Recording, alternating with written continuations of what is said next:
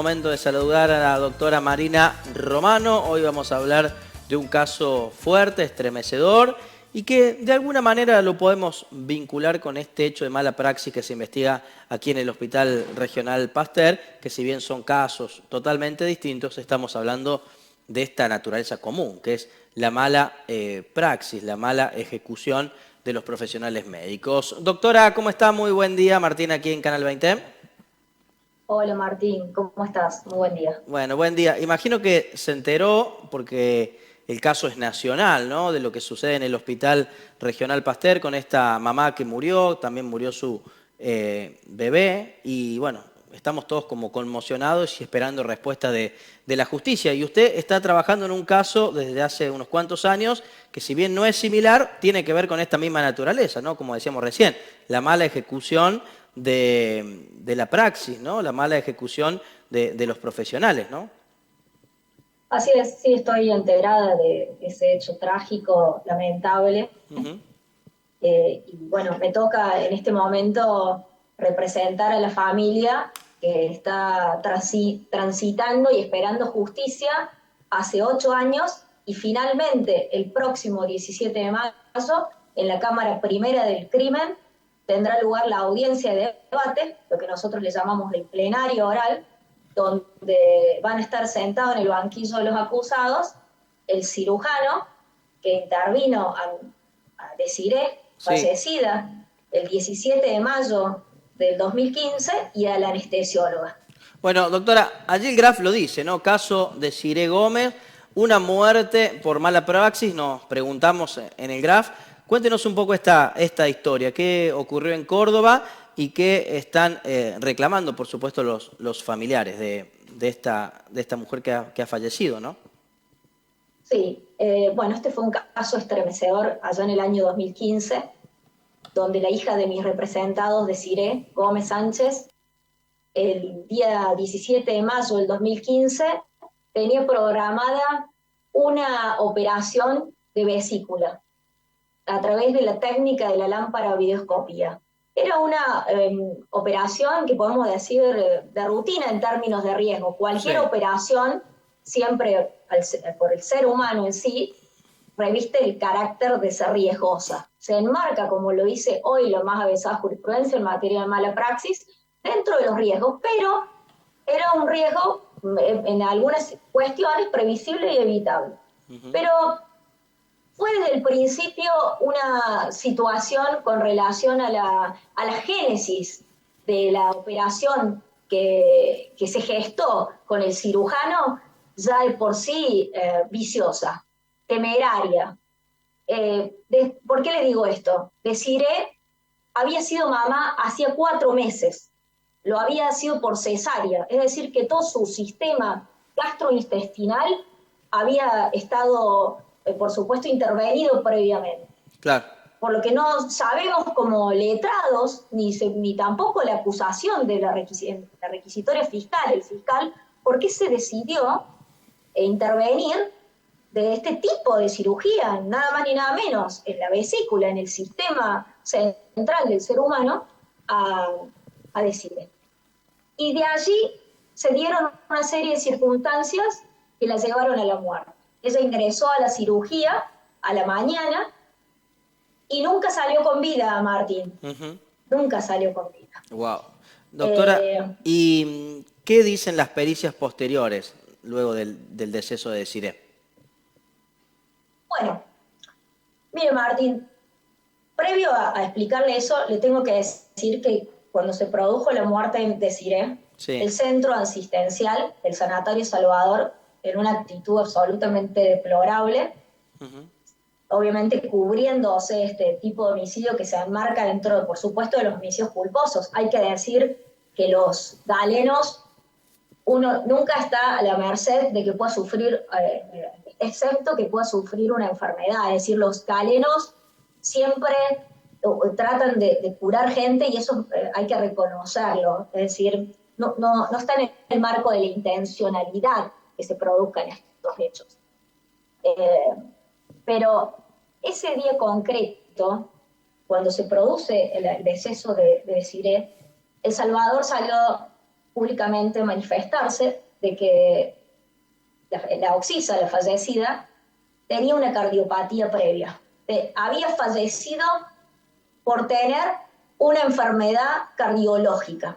Y eso no surgió de las pericias oficiales. Es decir, lo primero que tengo que decir es lo que no dicen las pericias oficiales. Claro, exacto. Y además, quienes están en mejor posición de probar, como lo dice hoy toda la ciencia, la ciencia médica y por supuesto la doctrina judicial con relación a la praxis, son los sanatorios, los entes sanatoriales quienes gozan de la manipulación no solamente del personal, sino también de todas las historias clínicas. Bueno, ninguna de las pericias médicas oficiales, ni tampoco la de control, demostraron que mi clienta, bueno, la hija de mis representados, tenía una cardiopatía de base. Al contrario. Doctora, Sí.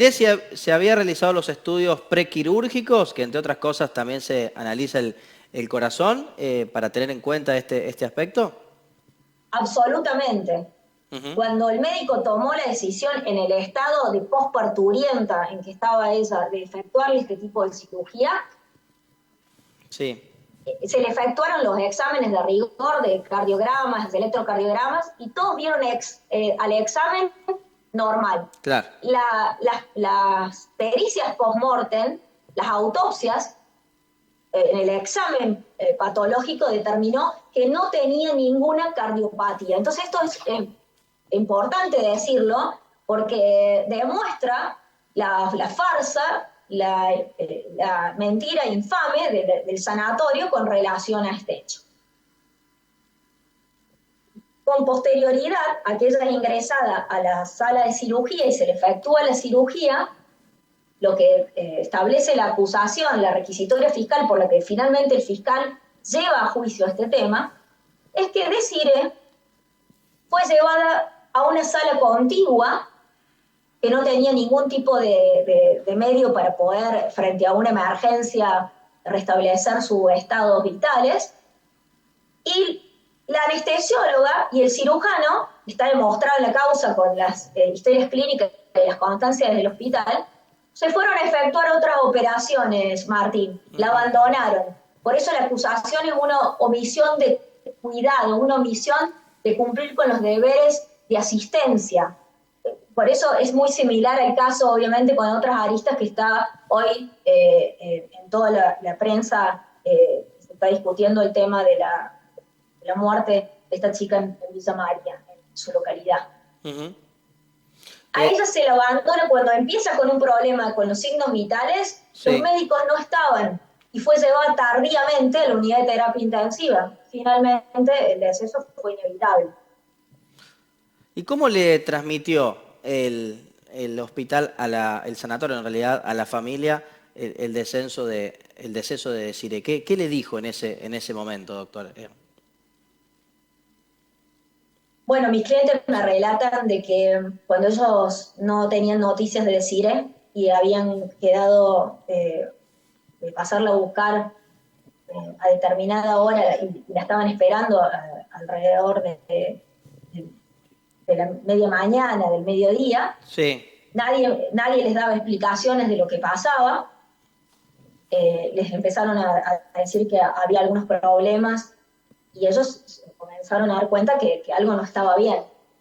Y luego fueron informados de que estaban realizando maniobras en terapia intensiva, estuvieron efectuándolas, hay que decirlo, durante todo el día. Ellos dicen que las realizaron y finalmente el día posterior, el 17, es decir, el 18, ella fallece. Pero ellos le dijeron a mis clientes de que ella tenía una cardiopatía de base, una patología cardíaca, y que esto había llevado finalmente a un shock cardiogénico, un paro, por eso se produjo su muerte. Doctora, pero quiere que le diga algo, sí. Sí, ¿qué cree que pasó, digamos, en ese momento en la operación? De acuerdo a las pericias, a la información de la causa, ¿qué cree que efectivamente ocurrió para que Desiree muera en aquella ocasión?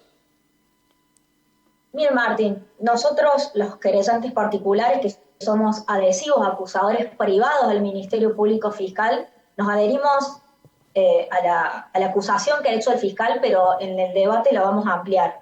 Nosotros entendemos que no hay pruebas en historia clínica y esto también lo ha ratificado el fiscal adhiriendo a lo que ha dicho nuestro perito de control, que Desiree salió con vida de la operación.